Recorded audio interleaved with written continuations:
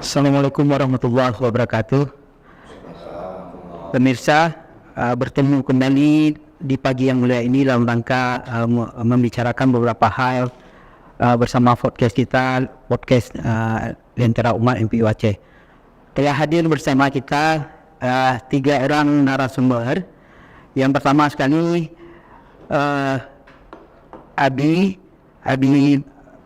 Bayu, ya, Hasbi Al-Bayuni, Wakil Ketua MPU Aceh.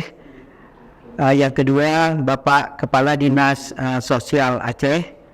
Dan yang ketiga, Bapak Rehan dari Kantor Pelayanan Bea Cukai Banda Aceh. Assalamualaikum, apa kabar Bapak Igun? Waalaikumsalam, sehat Pak. Pemirsa, sebelum kita bahas lebih lanjut, kita saksikan video yang satu ini.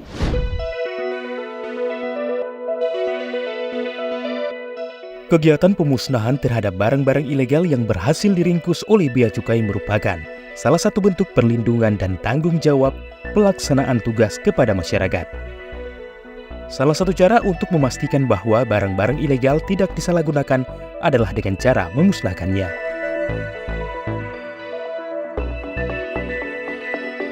Majelis Permusyawaratan Ulama MPU Aceh pada tahun 2014 telah mengeluarkan fatwa MPU Aceh nomor 1 tahun 2014 tentang pemusnahan barang ilegal menurut tinjauan Islam. Yang salah satu dari poin fatwa tersebut menyebutkan bahwa pemusnahan barang ilegal yang masih dapat dimanfaatkan menurut syariat Islam hukumnya haram. Lantas, apakah barang ilegal boleh dimusnahkan menurut syariat Islam? Simak selengkapnya pada podcast Lentera Umat episode 33 kali ini.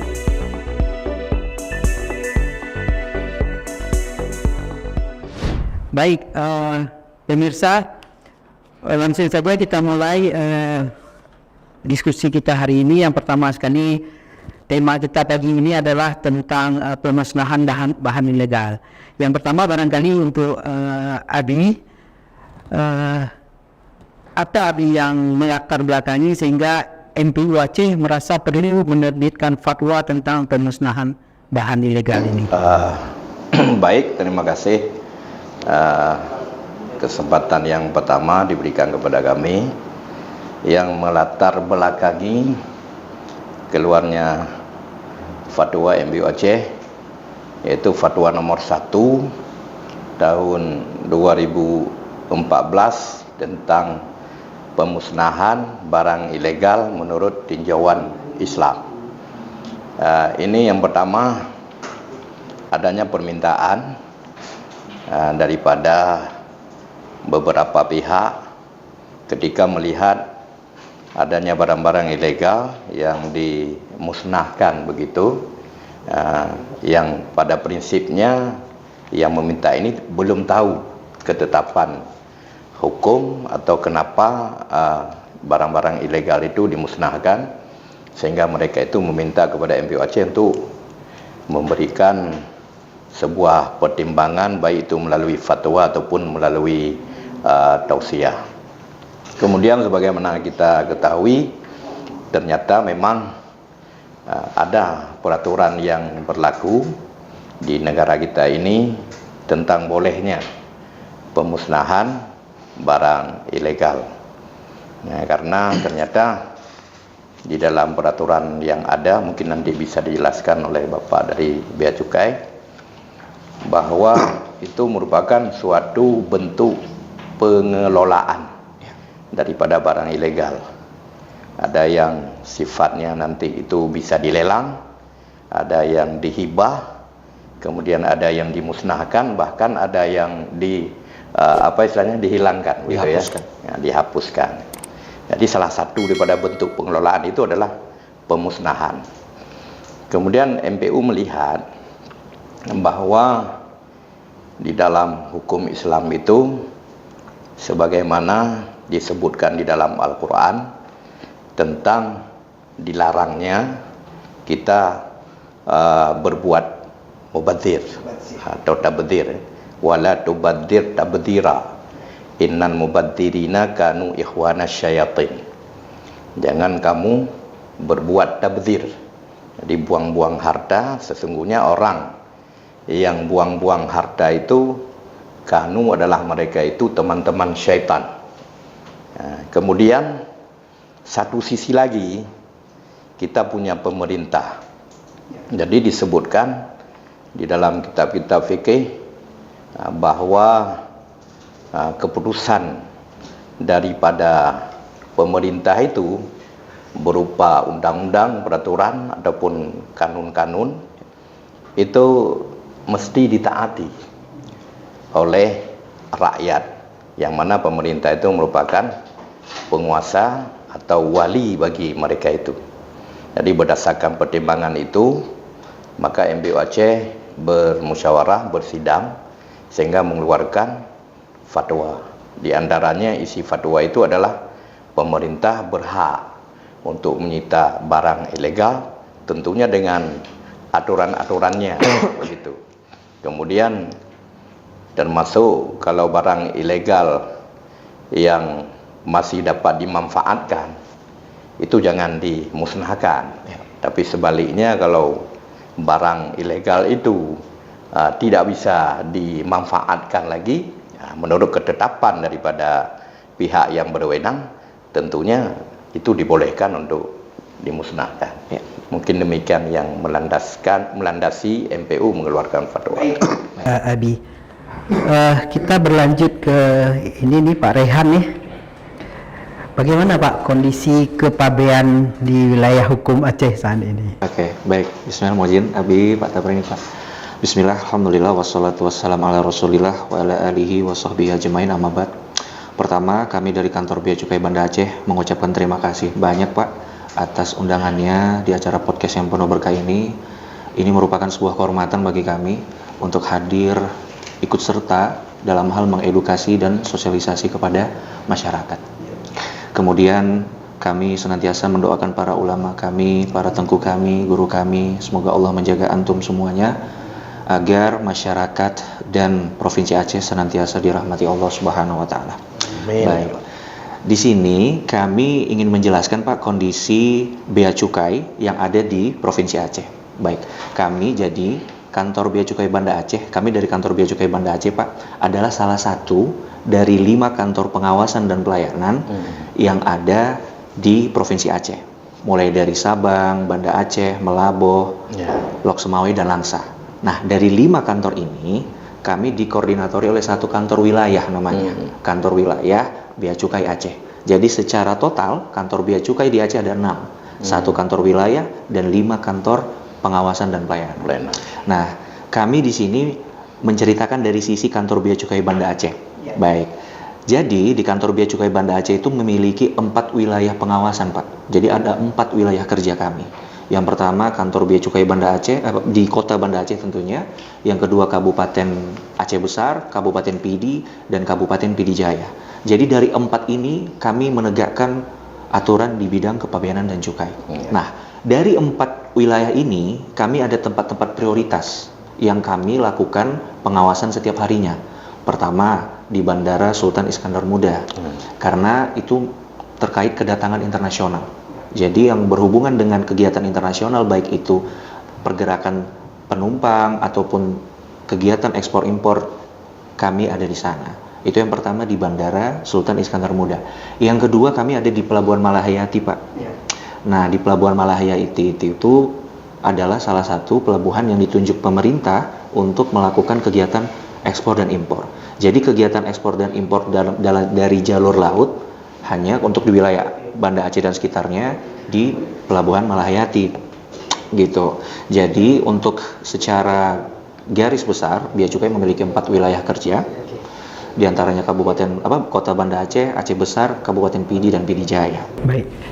Ya, secara umum yang sering di wilayah hukum Aceh ini apa Pak? Yang barang ilegal apa yang sering menjadi sitaan? Berdasarkan data historis kami, data penindakan yang kami lakukan, secara mayoritas tangkapan barang-barang ilegal yang kami lakukan penindakan pertama dari tahun 2016 adalah bawang merah. Bawang merah. Ya. Yang kedua adalah rokok ilegal. Nah, seperti yang kita ketahui,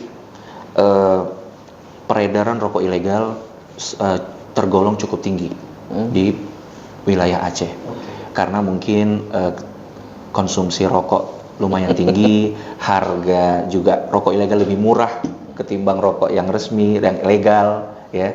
Jadi untuk masalah tangkapan di bidang kami itu adalah bawang merah, kemudian rokok, dan yang paling banyak sebenarnya narkotika. Narkotika ini atau narkoba memang kan kami hanya membantu melakukan penindakan. Cuman kan itu barangnya dilakukan penyidikan oleh BNN dan kepolisian. Kira-kira seperti itu. Oke, baik Abi, menyikapi begitu banyak bawang ilegal dan lain-lain, narkoba, tadi rokok ilegal, gimana Pak Abi kira-kira cara kita atau menyikapi keadaan ini, masyarakat juga barangkali? Baik, tentunya sebagaimana kita maklumi bahwa barang ilegal sebagaimana yang telah disampaikan tadi adalah secara hukum barang yang tidak sah, gitu ya. Jadi atau bisa dikatakan merupakan barang larangan, dan termasuk di dalamnya itu barang-barang yang ada batasnya, gitu. Jadi oleh karena demikian itu akan berakibat kepada tentunya merugikan negara kita.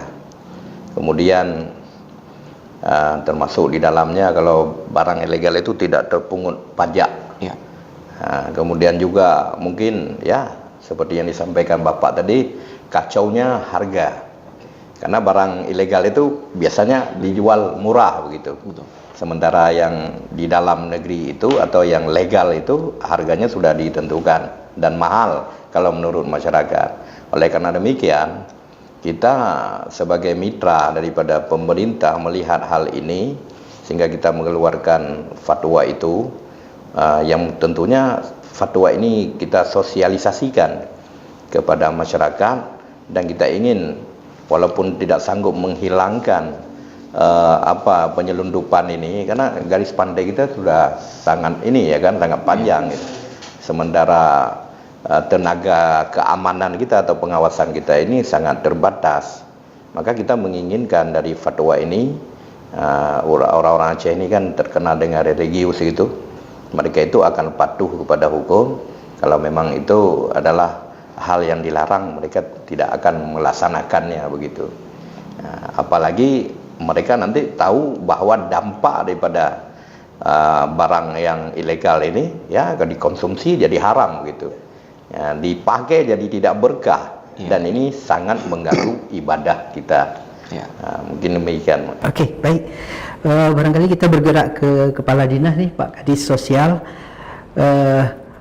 Beberapa waktu lalu mungkin kita pernah baca atau dengar ya bahwa di media massa itu disebutkan misalnya ada pemusnahan kapal laut yang ditangkap beberapa waktu yang lalu. Nah, ketika ini misalnya berangkat dari fatwa bahwa yang masih layak itu kita musnahkan kan mubazir.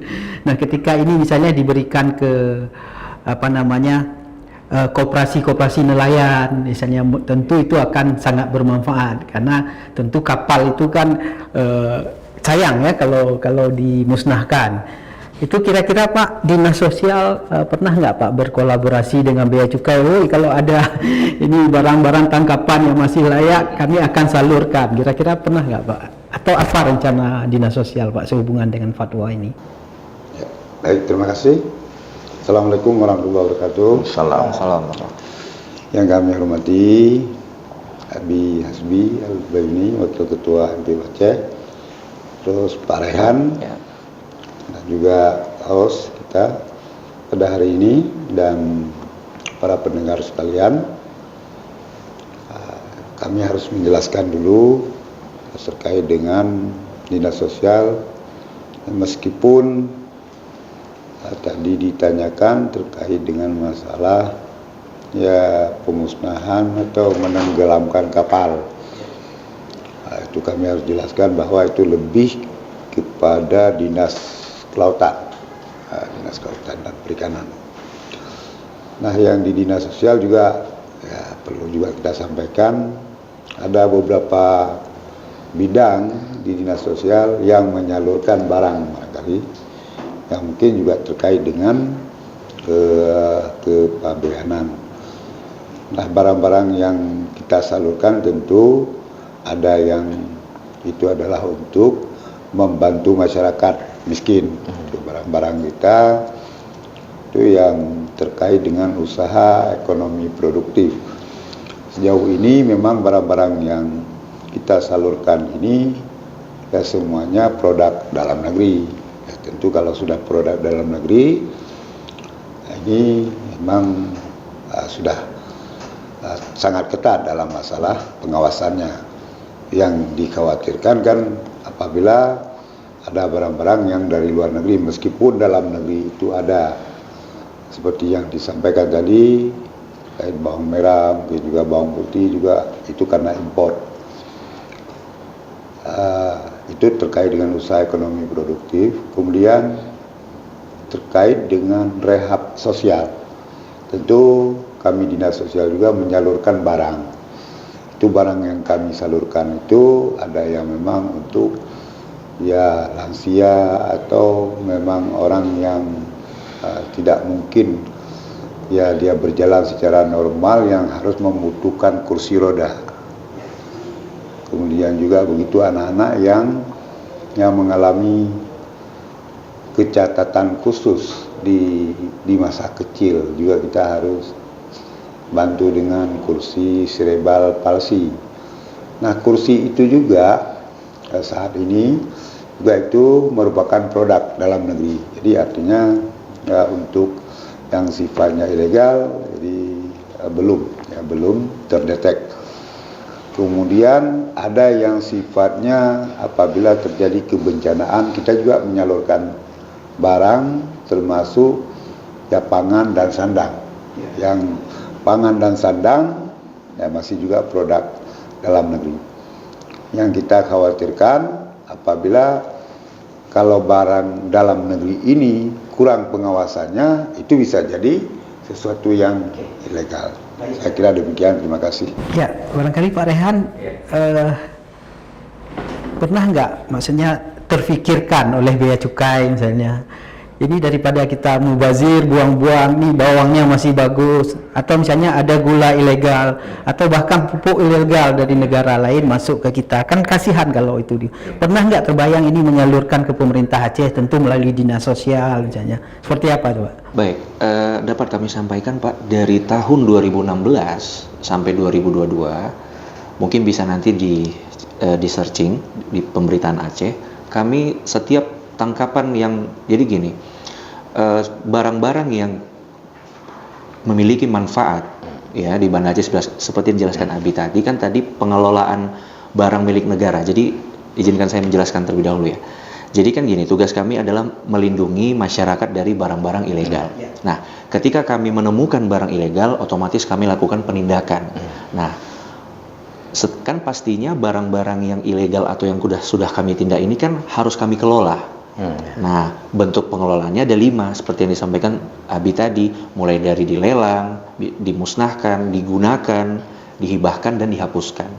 Nah, pastinya untuk bawang merah secara statistik dari tahun 2016 hingga 2022 kami sudah melakukan hibah bawang merah kepada dinas sosial baik Pemkot Kota Banda Aceh ataupun Pemprov Aceh. Dan juga kami pernah melakukan hibah sepatu olahraga, Pak. Jadi ada barang kiriman. Dulu sempat kantor pos Bea Cukai Banda Aceh ini ditetapkan sebagai jalur ekspor dan impor barang kiriman. Cuman sekarang sudah disentralkan ke Jakarta. Nah, jadi barang kiriman yang mungkin kewajibannya tidak ditunaikan, ya persyaratan-persyaratan. Jadi barang itu kan ditegah oleh negara karena masyarakat tidak mampu memenuhi kewajibannya. Nah, barang itu kami hibahkan. Kemudian Pak, di Malahayati kami juga menghibahkan mobil untuk kepentingan penelitian di universitas-universitas yang ada di Aceh, Unsiah, Unimal, UIN dan lain sebagainya. Kami sudah lakukan itu di tahun 2021. Nah, jadi memang kami berpendapat fatwa yang disampaikan oleh MPU kami rasa cukup sejalan dengan apa yang sudah dilakukan oleh Bea Cukai. Meskipun ada juga bawang merah yang dimusnahkan. Kenapa? Karena mungkin kondisinya, Pak. Kami memberikan hibah ke dinas itu, Pak. Kami harus koordinasi dulu dengan karantina. Apakah ini barang ini layak untuk dikonsumsi masyarakat atau tidak? Dan memang Yang menyetujui ini juga bukan kami. Kami mengusulkan ke namanya Direktorat Jenderal Kekayaan Negara. Jadi mereka sebagai pengelola barang milik negara.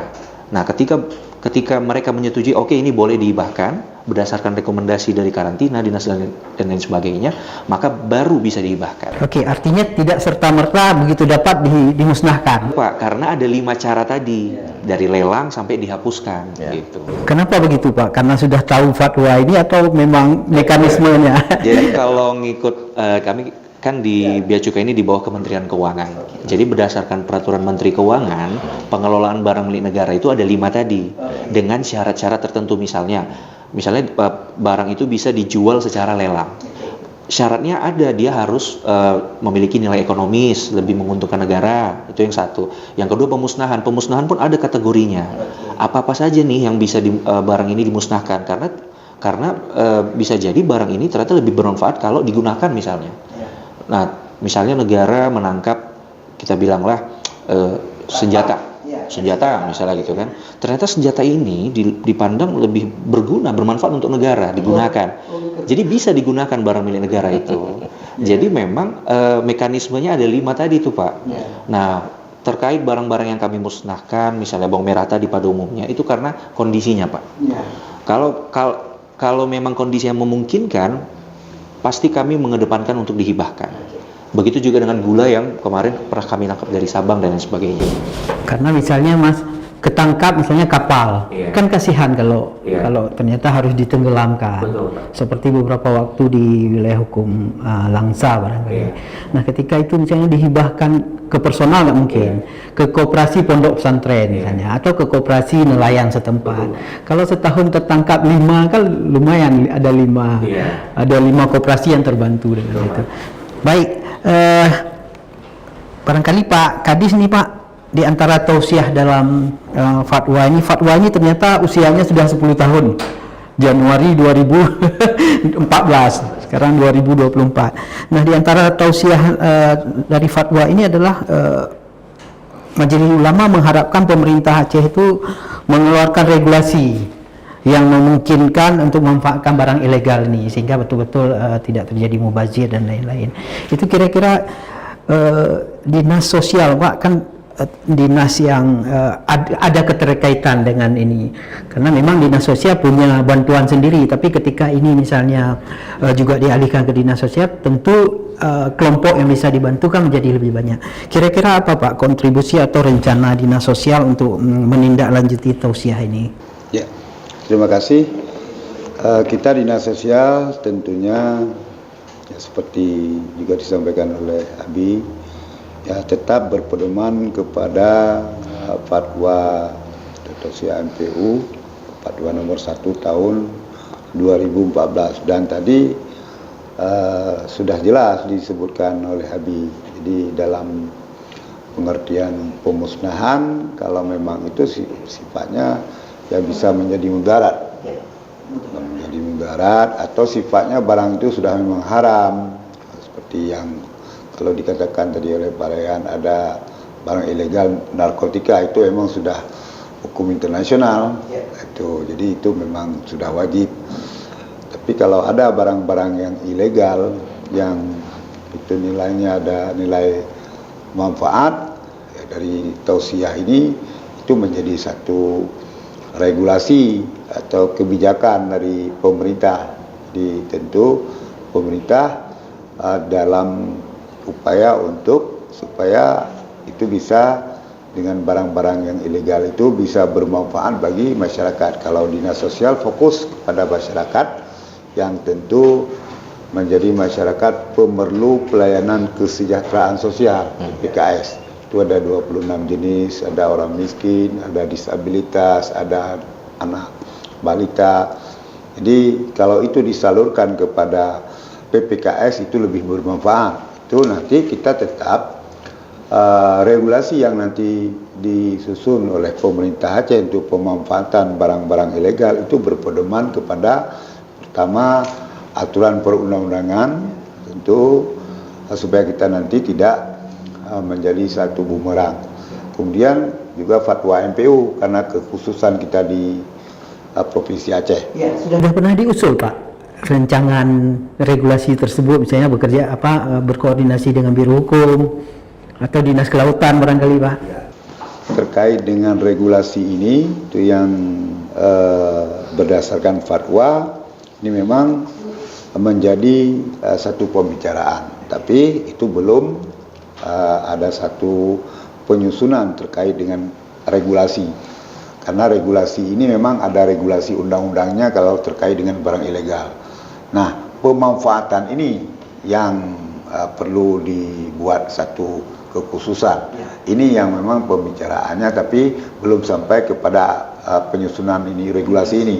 Nah, mungkin dengan masukan-masukan juga nanti, terutama dari MPU dan juga mungkin dari Pabean, celah ini supaya tidak melanggar juga kita nanti kalau barang ilegal itu dimanfaatkan bukan untuk kepentingan pemerintah, tapi semata-mata untuk kepentingan masyarakat. Oke, barangkali Pak Rehan, kira-kira kedepannya bagaimana Pak menyikapi kondisi kepabean di Aceh ini? Baik, terima kasih Pak Tabari. Terkait memang ini pastinya juga menyarankan kepada seluruh masyarakat Aceh, khususnya terkait dengan konsumsi rokok ilegal, bahwa memang rokok ilegal ini memang yang menggiurkan. Kenapa dia murah dan enak? Ada yang merasa ini enak dikonsumsi, meskipun fatwa ataupun hukum terkait konsumsi rokok juga punya diskusi di situ kan, gitu, terkait statusnya, hukumnya. Nah, jadi memang untuk masalah kami menyarankan ke masyarakat, hindarilah barang-barang yang memang sudah diilegalkan oleh pemerintah. Karena apa? Apalagi bagi para penjual. Karena di situ ada, mohon maaf, ada pidananya. Jadi bagi siapa yang menjual rokok ilegal, maka akan dikenakan pidana oleh negara. Iya, baik Pak. Kenapa Pak bisa masuk? Padahal kan setiap wilayah ini kan ada katakanlah ada petugas yang memadai. Kira-kira kenapa bisa kebobolan gitu Pak? Pastinya Bea Cukai tidak bisa sendiri. Bea Cukai butuh partisipasi dari masyarakat tentunya. Ketika masyarakat sudah sadar, oh ini ilegal, ini legal, otomatis konsumsi itu akan berkurang. Kemudian juga kami selalu berusaha melakukan sinergi Pak dengan pemerintah daerah, khususnya Satpol PP. Satpol PP untuk 4 wilayah itu kami alhamdulillah menjalani komunikasi dengan baik. Untuk dalam hal pengawasan rokok ilegal tadi. Kemudian masalah jalur untuk distribusi barang ilegal juga sangat luas di Aceh ini, apalagi perairan, apalagi kita wilayah pesisir, sangat banyak sekali jalur untuk memasukkan barangnya. Makanya kami sangat membutuhkan dukungan dari masyarakat. Artinya Bea Cukai itu tidak punya SOP mengantisipasi itu, nggak ada gitu. Kalau itu pasti Pak, kita melakukan sosialisasi pastinya ke masyarakat, ke penjual pada umumnya. Baik, barangkali terakhir lagi ada hal yang ingin disampaikan. Bagaimana disampaikan tadi bahwa kalau yang dimusnahkan itu udah jelas. Barang ilegal yang dimusnahkan udah jelas disampaikan oleh Pak Rehan tadi. Kemudian ada yang bisa dimanfaatkan, maka di sini istilahnya salah satu daripada 5 tadi adalah hibah gitu. Iya. Artinya boleh lembaga-lembaga tertentu termasuk pemerintah daerah itu bisa mengusulkan kepada yang berwenang untuk barang-barang itu dihibahkan. Nah, jadi disinilah celah masyarakat itu bisa mengambil manfaat.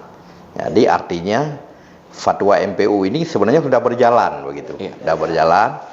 Yang kita khawatirkan kemarin dimusnahkan semuanya ternyata tidak. Jadi yang dimusnahkan itu adalah yang tidak bermanfaat. Kemarin waktu kita menjelang sidang itu kita akan memanggil dari pihak karantina pelabuhan.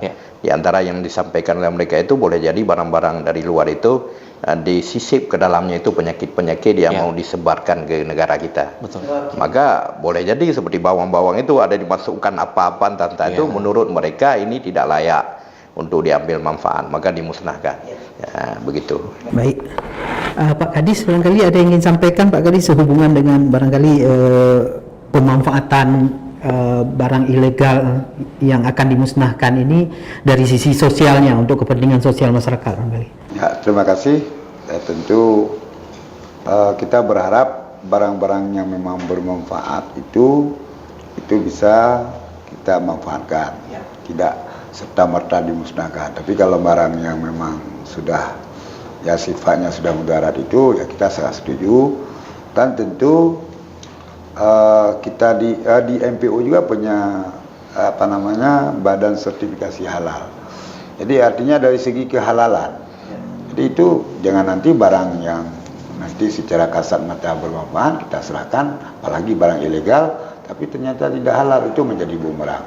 Nah itu yang memang sangat kita harapkan. Dan dari segi medis kan ada MPU yang halal dari sisi halal dan ada BPOM. Nah, karena sangat sensitif. Kemarin itu ada gara-gara sedikit nasi saja yang mungkin itu ya ada sedikit keracunan, itu kan heboh keracunan itu. Ini, nah kalau dinas sosial setuju ini kita manfaatkan, tapi memang harus dipayungi dengan kehalalan dan juga dari segi medis. Baik Pak Kadis. Ya terakhir barangkali silahkan Pak Herat, Pak Rehan. Ya ingin disampaikan barangkali. Baik, pertama kepada Majelis Permusyawaratan Ulama Aceh, pada intinya terkait fatwa, alhamdulillah sejauh ini baik di seluruh kantor Bea Cukai Indonesia, khususnya di Aceh, insya Allah sudah selaras dengan fatwa. Selagi yang disampaikan Pak Kadis tadi, barangnya sudah mendapatkan rekomendasi dari instansi terkait, mulai dari karantina ataupun tadi dari BPOM dan lain sebagainya. Kemudian juga kami mengedukasi kepada masyarakat untuk tidak mengkonsumsi atau menjual namanya barang-barang yang sudah dilarang oleh negara.